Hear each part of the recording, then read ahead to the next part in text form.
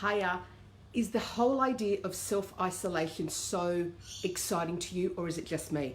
The idea that somebody's not going to be calling, Mom, where's such and such? The idea that husband's not going to be able to find me, or, you know, you might be someone who has your parents living with you. Is the whole idea of the concept of self-isolation not just so exciting? A couple of weeks, do my own thing, feed myself, worry about what I'm going to read, when I'm going to bed, what I'm going to do. But let's face it, while I'm putting a bit of a laugh and a spin on this, that's not the reality of what self-isolation is going to be for most of us. Self-isolation during this horrible time is going to be more about family isolation. Hanging out with the people that live in your house with you, that sometimes, usually, often, you can manage to find time away from them. Lots of us live with people we don't even like. Let's be really brutally honest here. We do. We live with people we don't really like. We find them demanding, we find them painful, we find them a whole bunch of things. So while I'm putting a bit of a laugh and a spin on this, self-isolation for most of us is going to be about family. We are going to be spending it with people in our own home. We are going to potentially be here 24/7 with them, not really able to go out anywhere.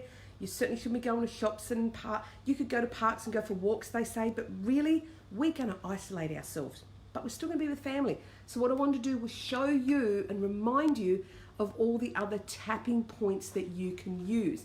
So we're encouraged or discouraged from using our face. Personally, and now this is just for me, this is not government endorsed, just for me, when I get into my own home, I sterilise what I've touched when I've been out, I wipe it down with Dettol wipes, I use my sanitizer that I made, I use all of that stuff, so by the time I'm in my own home, I'm feeling comfortable to tap on my own face. I'm comfortable to touch my face because I know I've done the prep stuff. If I'm in public, definitely, absolutely, positively not, do I want to be touching my face. In your own home, you might not be comfortable using your own face, so let me remind you of the other tapping points. So while we've got on top of the head, it's a tapping point, we also have under the arm. Now in Australia, it's sweaty, it's hot, big busted women. I don't use a lot of under the arm, but the under the arm point, just sort of where our bra mat, the top of the bra for women, a couple of inches under the armpit for men, there's a point under there that you can use.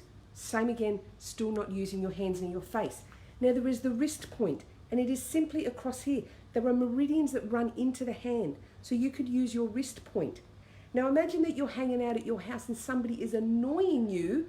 You could have your hand under the table tapping on your wrist point. You don't have to do the more obvious ones that they're going to see. You can be tapping on your wrist. Obviously, you can't show your hand down under a table on your wrist. Now, there's tapping points on the actual hand. So the sides of the finger. So in here, I hope you can see and see the detail. In the sides of the finger, the pinky, ignore the ring finger, the middle finger, the index finger, and the thumb on these side pieces in the corners of the bottom of the nail. They are also tapping points. Very, very effective tapping points. So you could use those. Again, very subtle, very under a table, sitting in company with someone. Nobody's going to notice. But in this time, it's going to be quite stressful for people to be stuck in proximity with people that they don't tend to spend a lot of time with. There's going to be, frazzled nerves and people getting under each other's feet, people getting upset with each other. So remember your points. If you don't want to use your face, you have our collarbone point, it's here. You could fingertip it or you could do it with your hand. Under the arm, top of the head, and you could just use those points. I know you like to use all of them, but just use those points for now. Or the hand, in the fingers here, on the wrist. Actually on the wrist point here. Okay, mine doesn't turn so well. I've had a recent broken wrist, so on the points in here. And use your tapping while you are feeling times of tension, feeling times of stress, feeling a little bit over the top, and when things are just getting to you, don't let them get there.